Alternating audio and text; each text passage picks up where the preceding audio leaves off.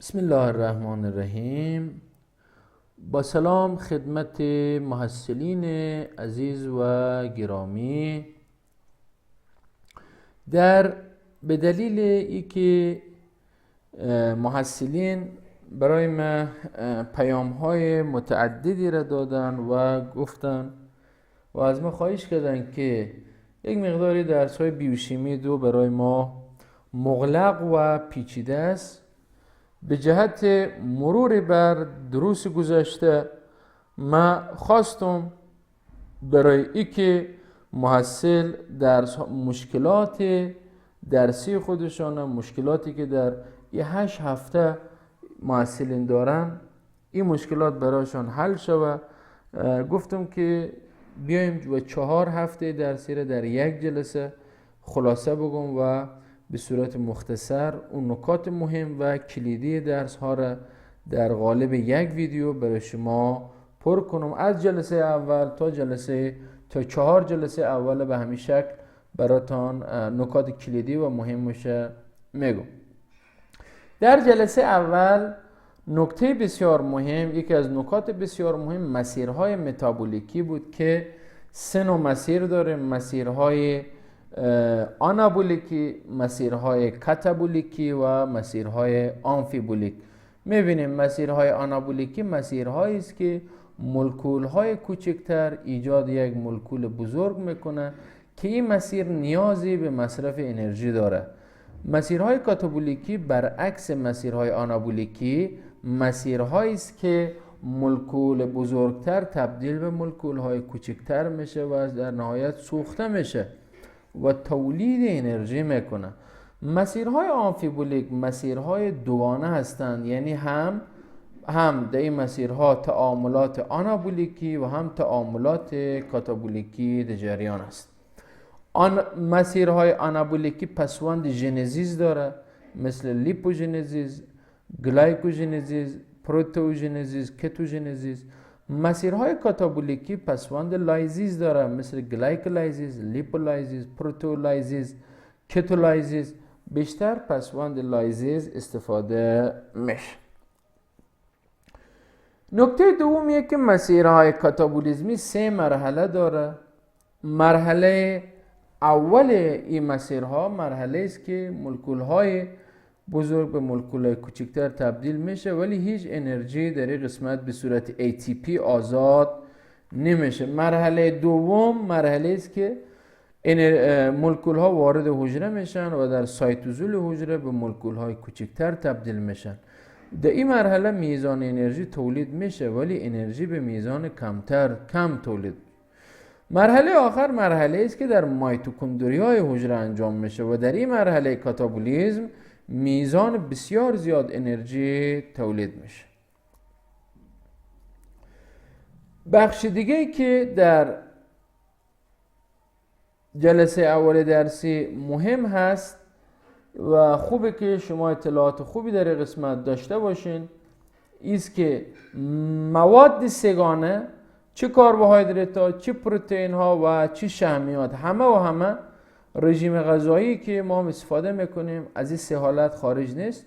اینا در نهایت در روده کوچک تبدیل به مواد سازنده خودشان میشن، یعنی کربوهیدرات ها به گلوکوز تبدیل میشه، پروتئین ها به امینو اسید و فتی اسید به و شحمیات به فتی اسید و گلیسرول.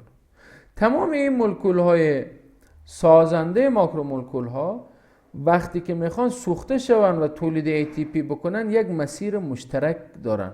مسیر مشترک چه گلوکوز، چه امینو اسید و چه فتی اسید یک مولکول 2 کربونه به نام استیل کوا هست که این استیل کوا ها برای سوخته شدن وارد مایتوکندریا که شد. در مایتوکندریا کاملا در ماتریکس مایتوکندری و الکترون ترانسپورت چین تبدیل به ATP میشه. نکته مهم در این پاورپوینت ایه که 2 محل بسیار مهم در تعاملات متابولیزمی، یکی سایتوزول و یکی دیگه مایتوکندریاست. این 2 محل هایی است که بسیاری از تعاملات متابولیزمی در این 2 ناحیه انجام میشه. مثلا گلایکولایزیز، پنتوس فسفات پاتوی، لیپوژنز در سایتوزول انجام. میبینیم کرب سایکل، فسفوریلیشن اکسیداتیو، بیتا اکسیدیشن و کیتوژنز در ماتریکس مایتوکندریا انجام میشه.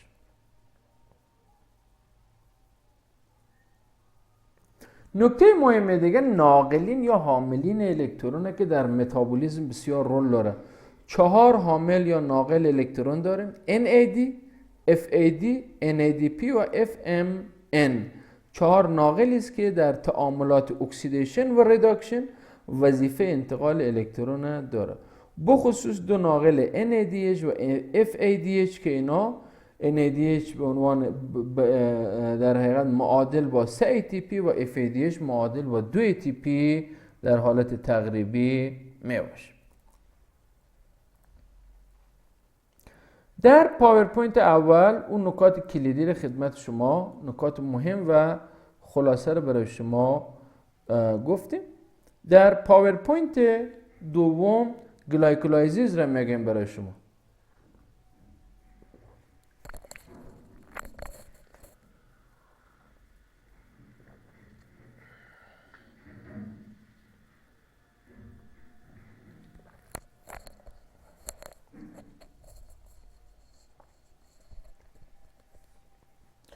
گلایکولایزیس همونطور که از نامش معلومه هست یک مسیر کاتابولیزمی است که این مسیر در سایتوزول حجره انجام میشه. چند نکته رو باید در رابطه با گلایکولایزیس بدانن. اولی که مسیر کاتابولیزمی است و تولید انرژی میکنه. دومی که این مسیر در سایتوزول حجره است. سومی که گلایکولایزیس مسیری است که گلوکوز که یک مولکول 6 کربن است در نهایت به 2 مولکول پیروات 3 کربن تبدیل میشه. نکته بعدی که در حالت هوازی گلوکوز در گلایکولایزیز هوازی 8 ATP و در گلایکولایزیز بی هوازی فقط 2 ATP تولید میکنه. نکات مهمی بود که در رابطه با گلایکولایزیز برای شما توضیح داده شد. گلایکولایزیز در مجموع دارای 2 مرحله هست. یک مرحله مصرف انرژی و یک مرحله تولید انرژی است. مرحله اول مرحله است که انرژی مصرف میشه. در این جگه دقت کنید که در نهایت گلوکوز میآید و به 2 قند 3 کربونه تبدیل میشه که 2 ATP مصرف میشه. 1 ATP ایجه و 1 ATP. مرحله دوم مرحله تولید انرژی است که این 2 قند 3 کربونه در نهایت 2 مولکول پیروات را میسازه. 2 مولکول NADPH و 4 مولکول ATP تولید میشه که اگر برآیند انرژی را در گلایکولایزیز حساب بکنیم، برآیند انرژی معادل با 8 ATP در حالت هوازی و 2 ATP در حالت بی هوازی خواهد بود. نکات مهمی که در گلایکولایزیز هست در این قسمت هست اینه که پیرواتی که از گلایکولایزیز تولید میشه سرنوشت های مختلفی را میتونه داشته باشه. میتونه بره و وارد مسیر انایروبیک یا بی‌هوازی باشه و پیروات به وسیله یک انزایمی به نام لاکتات دیهیدروژناز تبدیل به لاکتیک اسید بشه.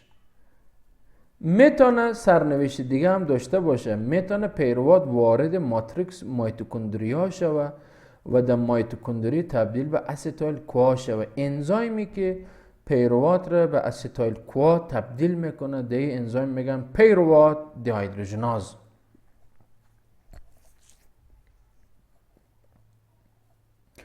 سرنوشت سومی که پیروات میتونه داشته باشه میبینیم پیروات میتونه به آمینو اسید آلانین تبدیل بشه و میبینیم که این مسیر این واکنش برگشت پذیر متابولیسم کربوهیدرات ها را به متابولیسم آمینو اسیدها متصل میکنه.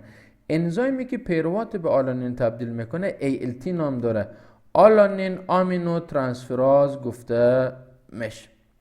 در این تصویر میبینیم گلوکوز در گلایکولایزیز تبدیل به 2 پیروات میشه. در حالت بی‌هوازی یا انایروبیک کاندیشنز تبدیل به لاکتات. در حالت ایروبیک یا هوازی تبدیل به اسیتیل کوا. در حالت انایروبیک و هایپوکسی میتونه پیروات به اتانول تبدیل بشه. در این قسمت نیامده ولی پیروات میتونه تبدیل به امینو اسید آلانین هم شود.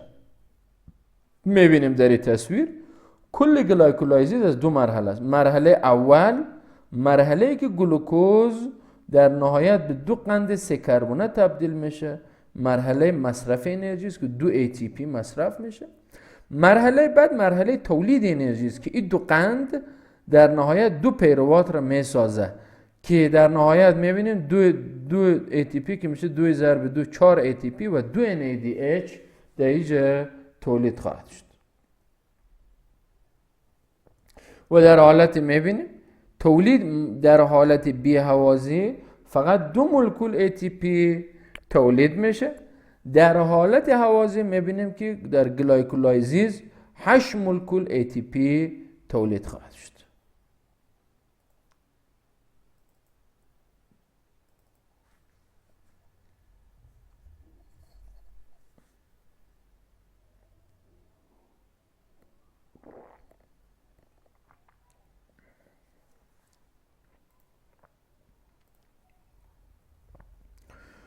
بخش سوم که سعی میکنیم نکات خلاصه درس برای شما ارائه کنیم، چرخه کربس و کامپلکس PDH.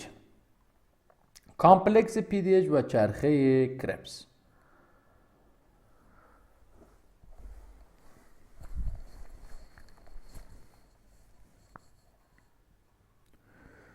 ببینید دوستان، ما گفتیم یکی از سرنوشت های پیروات ای بود که پیروات می آمد و وارد از سایتوزول وارد کربس می شد، وارد مایتوکندریا می شد. در ماتریکس مایتوکندری یک کامپلکسی وجود داره به نام کامپلکس انزایمی پیروات دهیدروژناز.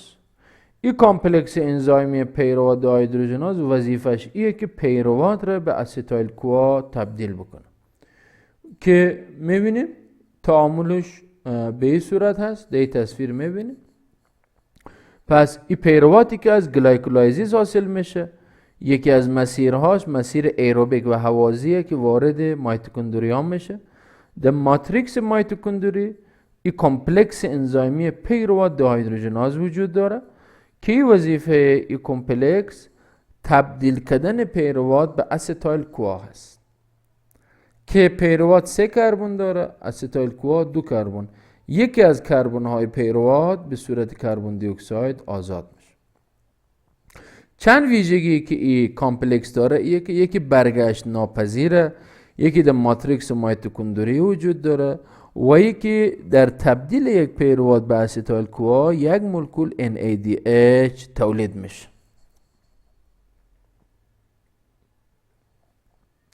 ویژگی دیگه که کامپلکس پیروات دهیدروژناز داره اینه که این کامپلکس حاوی یک سری اجزا و بخش ها می باشه، چون نامش کامپلکس هست.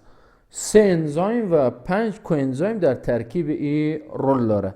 انزایم اول پیروات دهیدروژناز، انزایم دوم دای هیدرولیپویل ترانسفراز، انزایم سوم دای هیدرولیپویل دهیدروژن. پس 3 انزایم میبینیم در این قسمت رول داره و 5 کوانزایم یا کوفاکتور هم کمک میکنه در این 3 انزایم. یکی TPP یا تیامین پایروفاسفید، یکی کوانزایم A که از میبینیم TPP از ویتامین B1 یا تیامین مشتق میشه، کوانزایم A از ویتامین B5 یا پنتاتونیک اسید مشتق میشه، لیپویک اسید و NAD که میبینیم از نیاسین یا ویتامین B3 مشتق میشه و FAD که از ریبوفلاوین یا ویتامین B2 مشتق میشه. در حقیقت مولکول هایی هستن که به عنوان کوانزایم کوفاکتور در این تعامل انزایمی رول داره. این هم ساختمان پیروات دهیدروژنازی که میبینیم از 3 انزایم کامپلکس انزایمی تشکیل. ترکیبات مولکولی این کوانزایم ها را ما داریم TPP، لیپوات، NAD، FAD. انواع ترکیبات مایع برای شما میبینیم. FADH2 ترکیباتی است که به عنوان کوانزایم عمل میکنه. بخش بعدی کربس سایکل. بخش بعدی کربس سایکل یا چرخه کربس هست که این هم یک چرخه است که محل انجام این چرخه در ماتریکس مایتوکندریا می باشه و یک سری مواد مولکول های آمفیبولیک در اینجا نقش داره و وقتی که استیل کوا به وسیله کامپلکس پی دی اچ در حقیقت ایجاد شد، این استایل کوا وارد چرخه کربس میشه و این چرخه کربس ویژگی که داره هم واکنش های آنابولیک داره و هم واکنش های کاتابولیک. یعنی میبینیم در اوجه که یک مولکول 2 کربونه و 4 کربونه یک مولکول 6 کربونه رو میسازه. یعنی پس یک تعامل آنابولیکی. باز میبینیم که یک مولکول 6 کربونه مولکول 5 کربونه رو میسازه، یعنی یک تعامل کاتابولیکی، یعنی یک کربن کسر شد. محصولات و فراورده های کربس سایکل میبینیم در هر دور کربس 3 مولکول NADH، 1 مولکول FADH و 1 مولکول GTP تولید میشه که اگر ما بیایم ای لحاظ میزان انرژی بررسی کنیم و محاسبه کنیم، NADH ها معادل با 3 ATP، FADH ها معادل با 2 ATP و GTP معادل با 1 مولکول ATP. خواهی را ما ضرب میکنیم 3 ضرب 3 9، این هم 2 تا 11 و این هم 1 12. پس در هر دور چرخه کربس 12 مولکول ATP تولید میشه. اگر به صورت دقیق محاسبه کنیم، NADH ها معادل با 2.5 ATP، FADH ها معادل با 1.5 ATP و GTP معادل با 1 ATP. پس 3 را ضرب 2.5 میکنیم 7.5، 1 ضرب 1.5 میکنیم 7.5 و 1.5 9 و 1 GTP هم که معادل با 1 ATP میشه 10 ATP. در هر دور کربس سایکل در حالت دقیق معادل با 10 ATP انرژی تولید خواهد شد.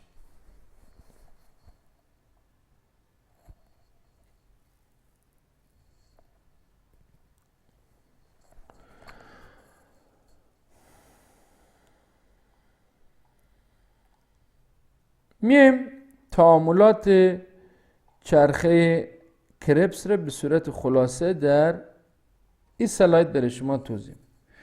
کربس سایکل اسمای مختلف داره: سیترات سایکل، ایزوسیترات سایکل، TCA سایکل یا تری کربوکسیلیک اسید سایکل و کربس سایکل. همه منظورش کربس سایکل. اسیتایل کوا میآید بعد از اینکه از پیروات ساخته شد وارد کربس سایکل میشه. این اسیتایل کوا و اگزال اسیتات، این 2 کربن و این 4 کربن یک جای میشه. انزایم سیترات سنتاز اثر میگذاره رویش و اسیتایل کوا و اگزال اسیتات را تبدیل به سیترات میکنه. سیترات در 2 مرحله پشت سر هم به وسیله انزایم آکونیتیز تبدیل به سیس آکونیتات و ایزوسیترات میشه. در مرحله بعد ایزوسیترات به وسیله ایزوسیترات دیهیدروژناز تبدیل به آلفا کتو گلوتارات میشه. نکته جالب اینجاست که در این قسمت 2 نکته داره: 1 تولید اولین NADH که معادل با 3 مولکول ATP است و نکته جالب دیگه سیترات 6 کربن داره ایزوسیترات، ولی آلفا کتو گلوتارات 5 کربن داره. 1 مولکول کربن به صورت کربن دی اکساید آزاد میشه. آلفا کتو گلوتارات به وسیله آلفا کتو گلوتارات دیهیدروژناز میای تبدیل به مولکول 4 کربونه به نام سوکسینیل کوا میشه. نکته مهم اینجا که در اینجا دومین NADH هم تولید. سوکسینیل کوا در مرحله بعد به وسیله سوکسینیل کوا سنتتاز تبدیل به سوکسینات میشه که در این قسمت هم میبینیم 1 مولکول GTP که معادل با 1 مولکول ATP هست تولید میشه. سوکسینات در مرحله بعد به وسیله انزایم سوکسینات دیهیدروژناز که تبدیل به فومارات میشه و نکته جالب اینه که در این مرحله 1 مولکول FADH2 تولید میشه. فومارات به وسیله انزایم فوماریز تبدیل به مالات میشه و آخرین مرحله تبدیل مالات به اگزال اسیتات به وسیله انزایم مالا دیهایدروژن و سومین NADH هم در اینجا تولید میشه. پس در هر دور چرخه کربس 3 مولکول NADH، 1 مولکول FADH و 1 مولکول GTP تولید میشه. 1 مولکول گلوکوز میتونه 2 پیروات بسازه و 2 پیروات 2 استایل کوا را میسازه و 2 استایل کوا 2 بار کربس میتونه بچرخونه. در حالت تقریبی هر دور کربس سایکل 12 ATP، پس 2 ضرب 12 میشه 24 ATP. در حالت دقیق هر دور کربس 10 ATP، پس 2 ضرب 10 ATP میشه 20 مولکول ATP تولید خواهد شد. در این تصویر هم میبینیم 3 مولکول NADH که در هر دور کربس سایکل و 1 مولکول FADH و 1 مولکول GTP که تولید میشه. میبینیم تعاملاتی که در اینجا دیده میشه با وارد شدن یک استایل کوا 3 NADH، 1 FADH و 1 GTP تولید.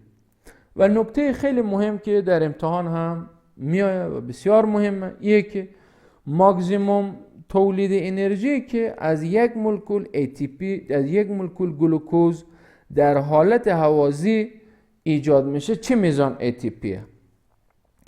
در این حالت ما باید 3 بخش رو بیایم حساب بکنیم. اول گلوکوز در سایتوزول وارد مسیر گلایکولایزیز میشه. در مسیر گلایکولایزیز یک گلوکوز 2 پیروات میسازه. نتیجهش 4 ATP تولید، 2 ATP مصرف، 2 NADH تولید که 4 ATP تولید 2 مصرف 4 منفی 2 میشه 2 ATP. پس در حالت تقریبی گفتیم NADH معادل 3 ATP، 2 ضرب 3 میشه 6 و هم 2 میشه 8 ATP. در گلایکولایزیز ایروبیک یا هوازی 8 مولکول ATP تولید میشه.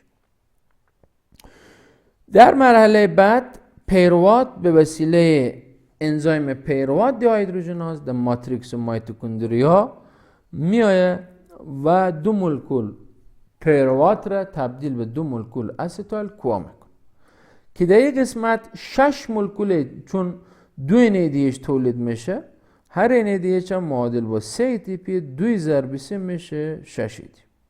آیا گلوکوز کامل سوخته شده؟ نه، باید استایل کوا هم سوخته شد. برای سوخته شدن استایل کوا باید وارد کربس سایکل شود یا TCA سایکل. 2 مولکول استایل کوا میتونه 2 بار چرخه کربس را بچرخونه.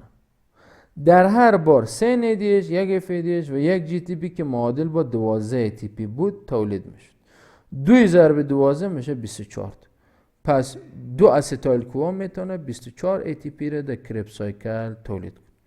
24 ایجا و ایجا 6 تا پیروات دیهایدروژناز میشه 30 تا، 8 هم در گلایکولایزی. در مجموع یک گلوکوز وقتی که در حالت هوازی کاملا سوخته شود 38 مولکول ATP را میتونه تولید کنه.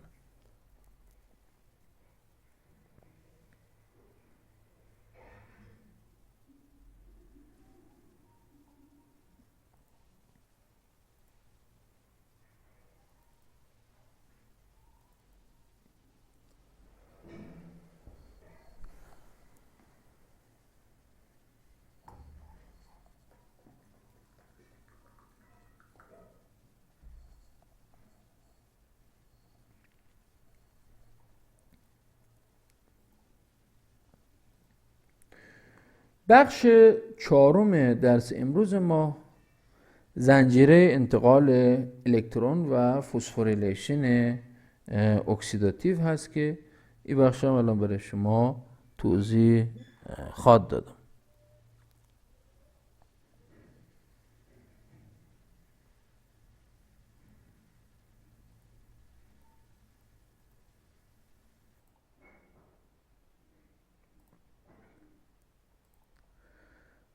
در بخش زنجیره انتقال الکترون و فسفوریلیشن اکسیداتیو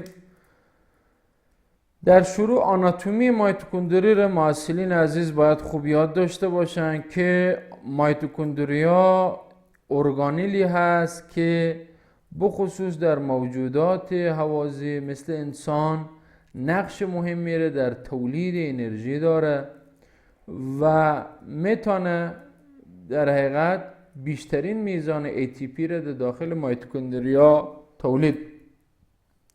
مایتوکندریا دارای دو قشاست، قشای خارجی نفوذپذیر و قشای داخلی نفوذناپذیر است. قشای داخلی چینخوردگی های به نام کریستا ایجاد میکنه که روی کریستا ها الکترون ترانسپورت چین یا زنجیره انتقال الکترون قرار داره. ماده زمینه‌ای داخل مایتوکندریا را ماتریکس مایتوکندری میگن. بسیاری ادویه‌ها و داروها مثل آموباربیتال ها، مثل سیانید، مونوکساید کربن، اینا میتونن روی فسفوریلیشن اکسیداتیو تأثیر بگذارن و اینا مهار کنن و باعث مرگ و موجود زنده شد. در قشای خارجی میبینیم اکثر پروتئین ها و انزایم ها مثل اسیل کوا سنتتاز و گلیسیروفاسفید اسیل ترانسفراز. در فضای بین دو قشای مایتوکندری بعضی انزایم ها مثل ادنیلیل کیناز و کراتین کیناز و در قشای داخلی بعضی مولکول ها مثل فسفولیپید کاردیولیپین و انزایم های زنجیره تنفسی یا همون ETC الکترون ترانسپورت چین و ATP سنتاز و ناقلین غشایی در حقیقت وجود داره. در این تصویر میبینه که مایتوکندری را نشان میده دارای دو غشا، اینر ممبران و آوتر ممبران، غشای خارجی و غشای داخلی را که غشای داخلی به طرف داخل و به طرف ماتریکس چین خورده و ایجاد کریستا میکنه و ماتریکس یا همون ماده زمینه‌ای مایتوکندریا که روی در حقیقت او ETC ها روی کریستا ها قرار داره.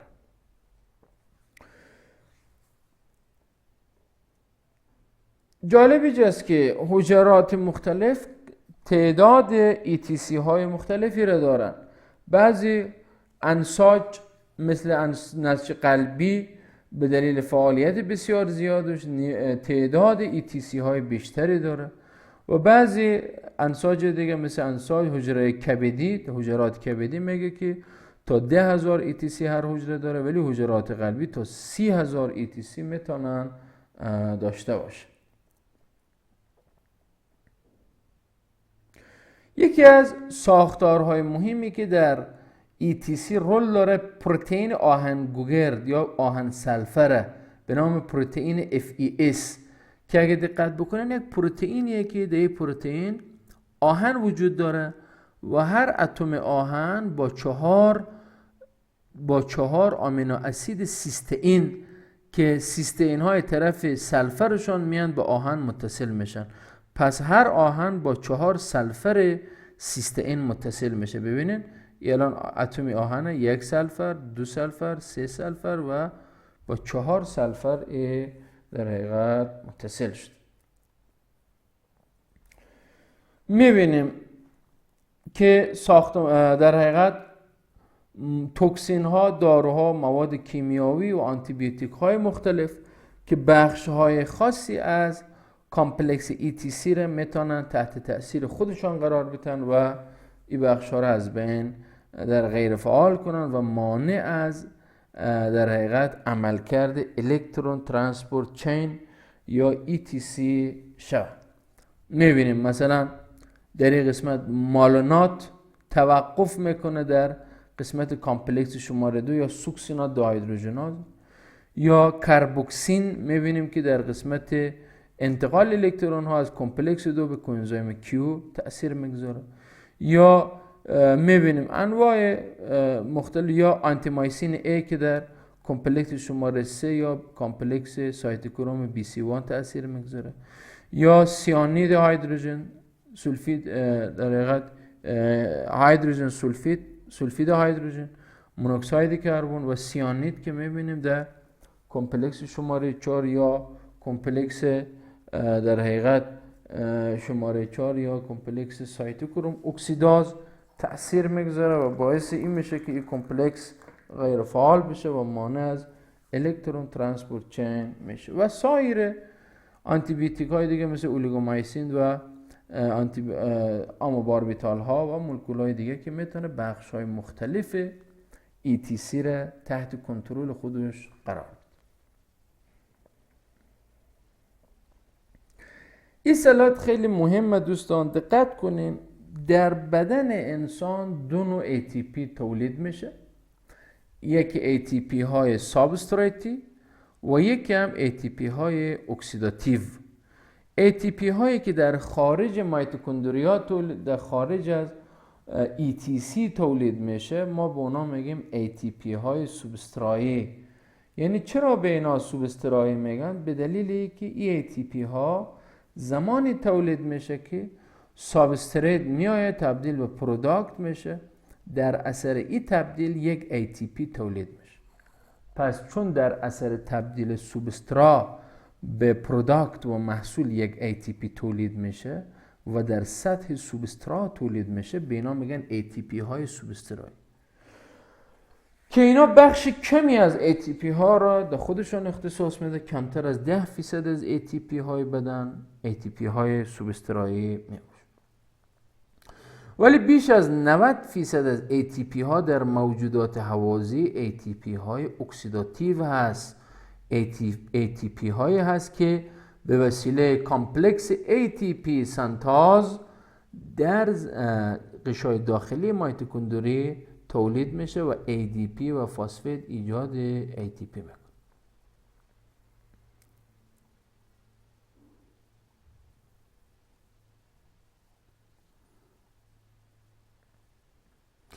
در کامپلکس، در زنجیره انتقال الکترون، علاوه بر مولکول هایی که مختلفی که وجود داره، شامل یک سری انزایم ها، یک سری سایتوکروم ها، سایتوکروم A، B، C، یک سری فلزات مثل آهن، سلفر و مس، یک سری کوانزایم ها مثل FAD و FMN، یک سری پروتئین ها مثل پروتئین آهن گوگرد، یک سری مولکول های دیگه مثل کوانزایم کیو و سایتوکروم سی. اینا همه وظیفه اینا انتقال الکترون هست که الکترون ها را از کمپلکس 1 و 2 به کمپلکس 4 انتقال میتن و در کمپلکس شماره 4 تولید آب متابولیکی میشه و در اثر این انتقال الکترون غلظت پروتون ها در فضای بین دو غشا زیاد میشه و این پروتون ها از کمپلکس ATP سنتاز میتونه وارد شود و باعث فعال شدن کمپلکس ATP سنتاز شد. با فعال شدن ATP سنتاز ADP ها و فسفید ها با هم دیگه ترکیب میشه و ATP را تولید میکنه.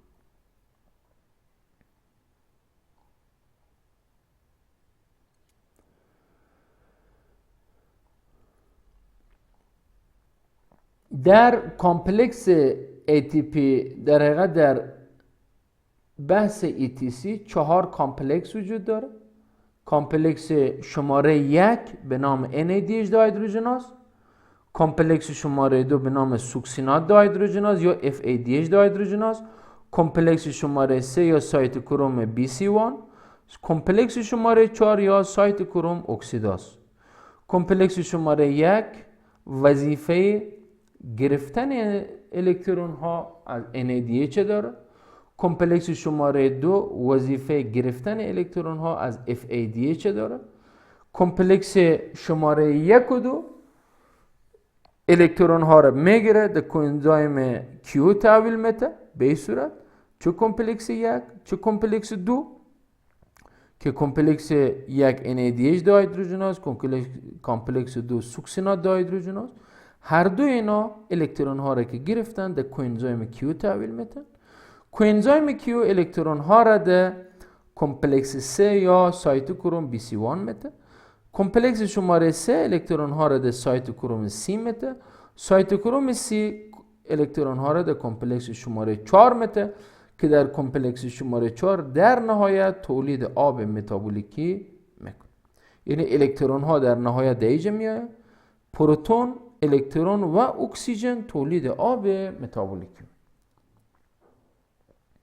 الکترون ترانسپورت چین دارای 4 کمپلکس ثابت است. کمپلکس 1 2 3 و 4. 2 کمپلکس متحرک، یکی کوانزایم Q و یکی هم سایتوکروم سی.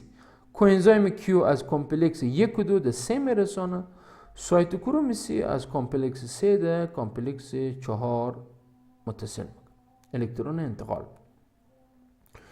کمپلکس آخری ATP سنتاز هست که میبینیم ATP سنتاز از نامش معلومه، کامپلکسی است که تولید ATP اکسیداتیو میکنه.